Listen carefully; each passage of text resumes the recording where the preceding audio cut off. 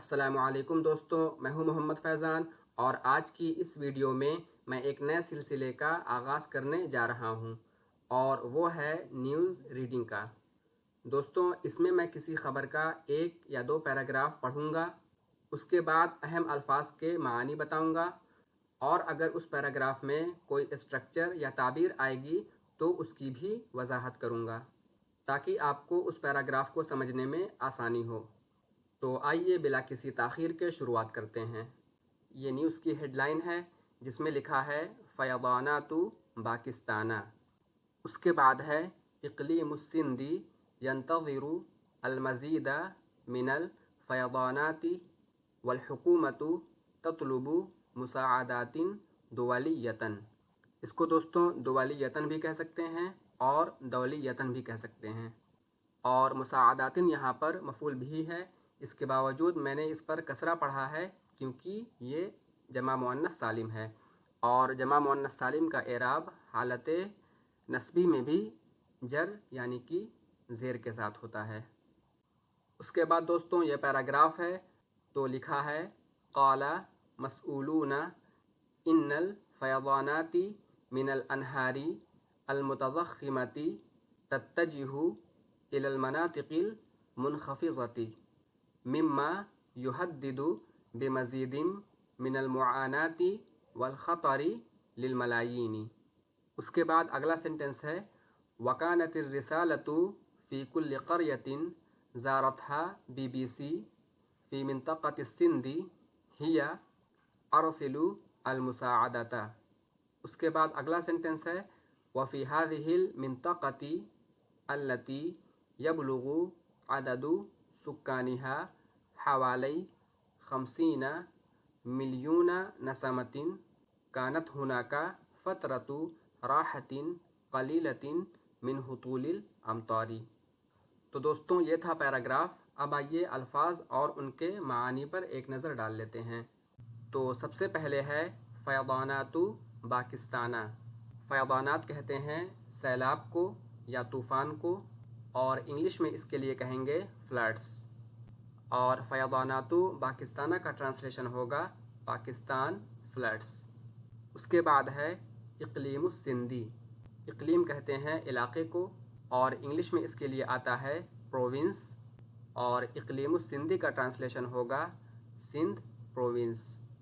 اس کے بعد ہے مساعدات دولیۃ یا دوالیۃ۔ مساعدات کہتے ہیں امداد کو، اور دولیۃ یا دوالیۃ کہتے ہیں بین الاقوامی کو۔ تو مساعدات دولیۃ کا ٹرانسلیشن ہوگا انٹرنیشنل اسسٹنس۔ اس کے بعد ہے الفیضانات۔ تو اس کے لیے دوستوں اوپر بتایا تھا فلڈس، اور اس کے علاوہ اس کے لیے ڈیلیوجز بھی استعمال ہوتا ہے۔ اس کے بعد ہے مسئولون، ذمہ داران، اور انگلش میں اس کے لیے آتا ہے آفیشلس۔ اس کے بعد ہے الانہار المتضخمۃ۔ اس کو اردو میں کہیں گے موجیں مارتی ہوئی ندیاں، اور انگلش میں کہیں گے سویلن ریورس۔ اس کے بعد ہے اتجہ الی۔ اس کا مطلب ہوتا ہے رخ کرنا، کسی چیز کی طرف رخ کرنا، اور انگلش میں اس کے لیے استعمال ہوگا ٹو ہیڈ فار، یا کہہ سکتے ہیں ٹو ہیڈ ٹوارڈس۔ اس کے بعد ہے المناطق المنخفضۃ۔ اردو میں کہیں گے نشیبی علاقے، اور انگلش میں اس کے لیے استعمال ہوتا ہے لوور لائن ایریاز۔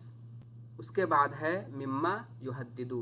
تو حددہ کا مطلب ہوتا ہے دھمکی دینا، اور انگلش میں اس کے لیے استعمال ہوتا ہے تھریٹن، اور مما یہدد یہ جو تعبیر ہے اس کے لیے انگلش میں عام طور پر ورب کی ING فارم استعمال کرتے ہیں، تو اس کا ٹرانسلیشن کریں گے تھریٹننگ۔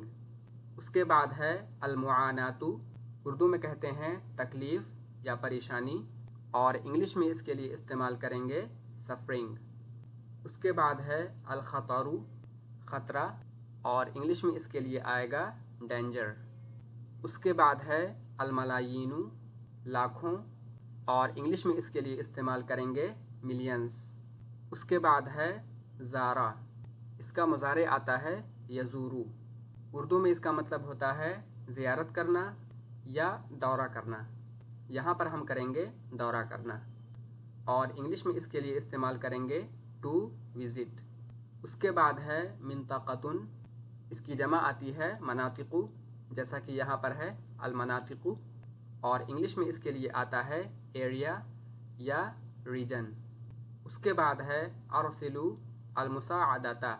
अरसिलु ये फ़ेल अम्र है, यहाँ पर जमा का सीगा है, और अलमुसाअदता हेल्प, तो इंग्लिश में इसका ट्रांसलेशन होगा सेंड हेल्प। उसके बाद है अल्लती यबलुगु अददु सुक्कानिहा हवालई खमसीना मिलियूना नसमतिन। तो अल्लती का मतलब होता है जो, और बलगा यबलुगु मतलब होता है पहुँचना, अददु कहते हैं तादाद को, इंग्लिश में इसके लिए आता है नंबर, और सुक्कान ये जमा है साकिन की, और इंग्लिश में इसके लिए आता है रेजिडेंट। उसके बाद है हवालई तकरीबन, इंग्लिश में इसके लिए आता है ऑलमोस्ट। उसके बाद है खमसीना, इंग्लिश में इसके लिए आता है 50। उसके बाद है मिलियूना, मिलियूना कहते हैं मिलियन को, यानी कि 10 लाख को, और नसामतुन, इसकी जमा आती है नसामातुन, इसका मतलब होता है लोग, अफराद या इंसान, और इंग्लिश में आमतौर पर इसका ट्रांसलेशन करते हैं पीपल से। और इस पूरे स्ट्रक्चर का इंग्लिश में ट्रांसलेशन होता है which has a population of almost 50 million.